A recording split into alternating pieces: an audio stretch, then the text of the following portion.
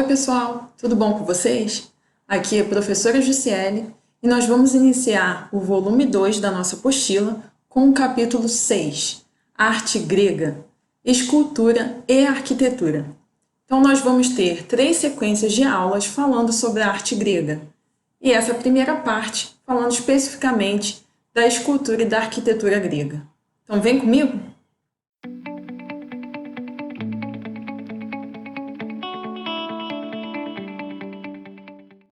Quando falamos em arte grega, falamos em um ideal de beleza. Atualmente, a gente pode pensar em padrões estéticos de beleza, né? Modelos clássicos. Mas aí vem essa palavra, o que seria clássico, né? Esse termo ele se refere, atualmente, a toda a arte produzida pela Grécia Antiga, uma arte clássica. Então, nós vamos ver aí que uma das características principais da arte grega é o ideal de beleza. Uma pessoa idealizada, uma pessoa que não existe no nosso mundo real.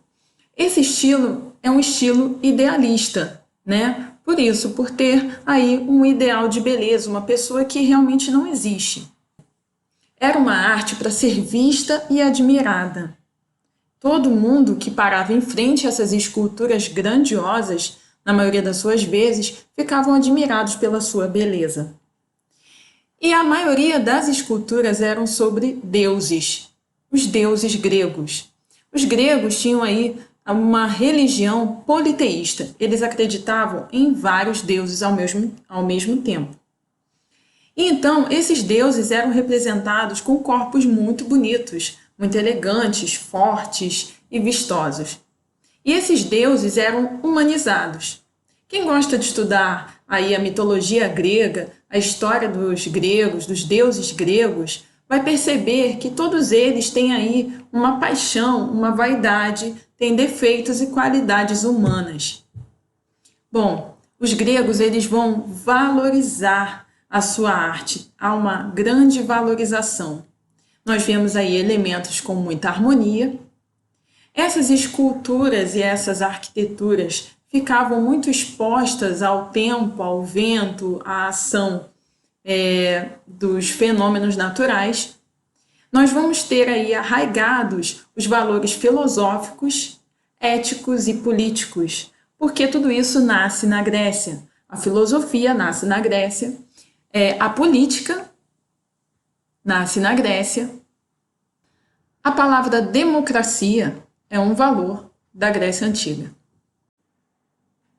Na página 565 da nossa apostila, começamos estudando sobre a herança que a arte grega traz dos povos da Mesopotâmia, do Egito, da região de Creta, das ilhas do Mar Egeu e da Ásia também. A produção artística foi encontrada nas ilhas do Mar Egeu e é datada dos séculos 5 e 4 a.C., na qual figuravam estatuetas de mármore vinculadas com o culto a divindades. Elas foram produzidas com rigor nas proporções, tinha aí uma economia de detalhes e a realidade era representada com poucos traços. Há uma geometrização e uma simetria, trazendo harmonia a essas pequenas esculturas. Na cerâmica, a representação da natureza é priorizada, especialmente com figuras de criaturas marinhas e da flora. Esses vasos eram decorados com cenas cotidianas, com motivos florais e de animais. Por volta de 2.200 anos antes de Cristo, Creta se tornou uma das principais ilhas do Mar Egeu e um grande centro comercial.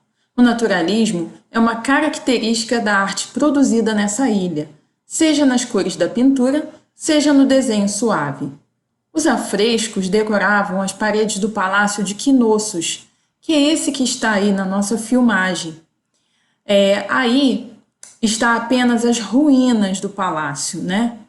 Toda a cidade atualmente está em ruínas, em decorrência de uma erupção vulcânica que aconteceu, segundo os historiadores, no século 17 a.C.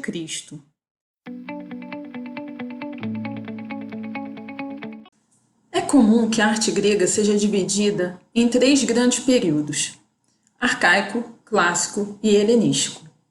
Mas é possível acrescentar períodos entre a arte egéia e a arte grega de fato. E é isso que o material da Eleva traz para a gente. Um primeiro período antes desses 3 grandes períodos, que seria o abstracionismo geométrico. A polis grega surgiu nesse período, e os palácios deram lugar a arquiteturas quadradas e retangulares.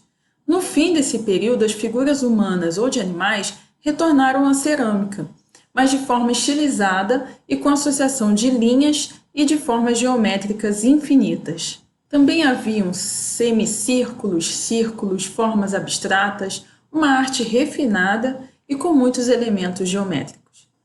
Essa é a ânfora de Dípilo, com aproximadamente 1 metro, e é um objeto funerário encontrado em um túmulo feminino.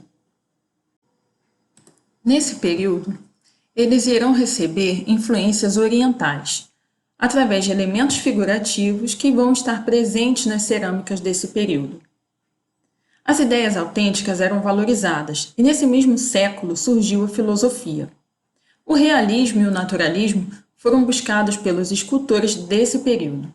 O homem já não era mais sujeito às relações com o divino, o que possibilitou a alteração de esquemas de proporções.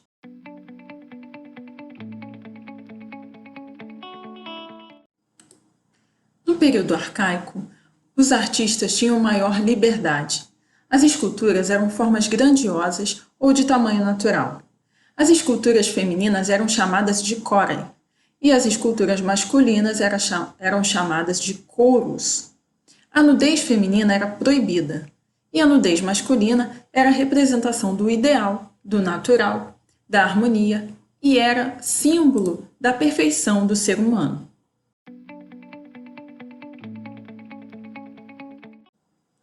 No período clássico, os artistas buscavam um movimento para suas esculturas, e para isso eles pensaram em dividir o corpo humano ao meio e colocar o movimento apenas em uma parte desse corpo.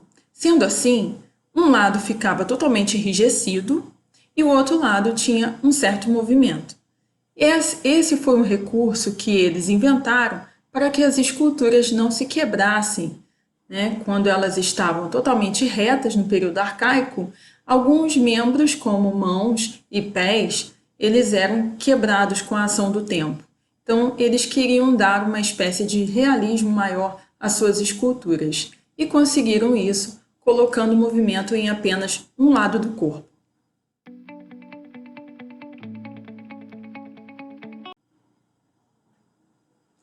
A escultura helenística é muito mais realista do que os períodos anteriores.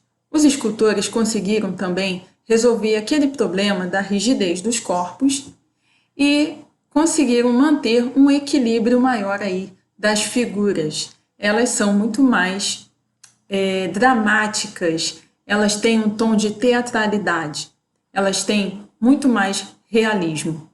Então nós podemos perceber também que começam a aparecer grupos de esculturas, como aqui em cima no exemplo do Laocoonte e seus filhos. E também, aqui ao lado, na Vênus de Ares, nós temos a nudez feminina permitida, dessa vez, com toda a sua delicadeza, com todas as suas formas. Essas esculturas, elas são muito mais agradáveis aos olhos, elas são mais harmônicas e elas têm um maior equilíbrio.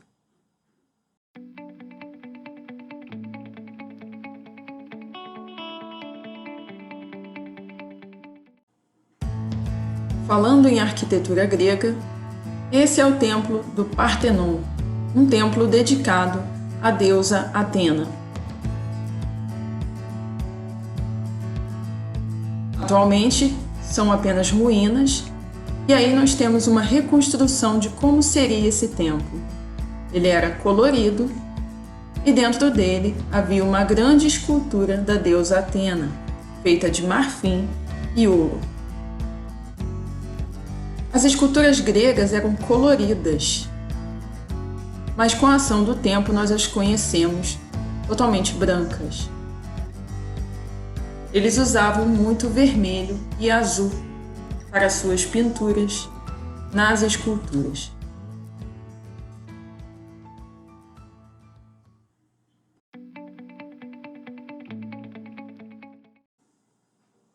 As ordens arquitetônicas surgiram com a influência do Oriente e regiam as construções antigas.